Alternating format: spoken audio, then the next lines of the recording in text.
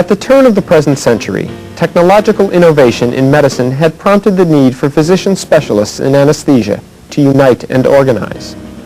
While there had also been many anesthetic advances, there was no clear professional delineation. Technical, educational, and economic concerns had all arisen in one fashion or another in the 50 years following the public demonstration of ether. It was time to act. James T. Gwathmey, a specialist in anesthesia around 1900 and author of this country's first active textbook on anesthesia, summed up the current state of affairs. There is no branch of medicine in which so many of us are so vitally interested, and at the same time in which so little progress has been made.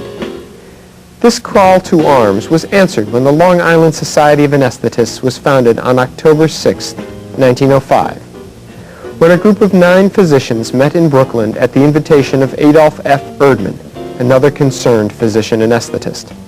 In 1911, the group's name was changed to the New York Society of Anesthetists, and by this time the organization had grown to a total of 23 members. Gwathmey was also now a member. A few years hence, he would distinguish himself as the chief anesthetist of the European theater in the World War I. This society, founded in 1905, has been meeting formally and continuously to the present day, changing only its name.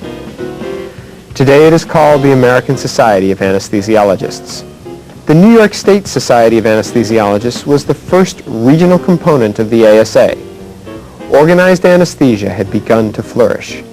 In 1913, the first national meeting of physicians interested in the field occurred in Minneapolis, in conjunction with the meeting of the American Medical Association. Called the Congress of Anesthetists, it was the first day-long meeting devoted to the specialty. Individual practitioners presented results of their work with the latest anesthetic techniques. It continues to this day as the annual meeting of the International Anesthesia Research Society. Most of the credit for establishing the Congress of Anesthetists goes to Francis Hoffer McMechen, a dynamic and determined physician anesthetist who would shortly emerge into national prominence. Forced from the operating room by crippling arthritis, McMechen, with the assistance of his very capable wife, almost single-handedly innovated organized anesthesiology from 1913 until the late 1930s. McMechen's first goal had been to establish a sense of community among these physician specialists. He edited several professional publications and established a number of professional societies. Through these efforts, he nurtured an esprit de corps and further strengthened the endeavor by establishing local and regional and national meetings. He both edited and published the first medical journal to be devoted entirely to anesthesia, Current Researches in Anesthesia and Analgesia. The scholarly journal is still published and continues to serve the profession today. After pioneer Ralph Waters established an authentic, academic, research-oriented Department of Anesthesia at the University of Wisconsin in Madison in the late 1920s, McMechen's Congress of Anesthetists began to present more basic science, research-oriented papers in their programs. In addition, McMechen encouraged manufacturers and pharmaceutical houses to display their products and equipment at these meetings. Social events were developed, which included spouses, and the sessions extended up to 3 days in length by the early 1930s.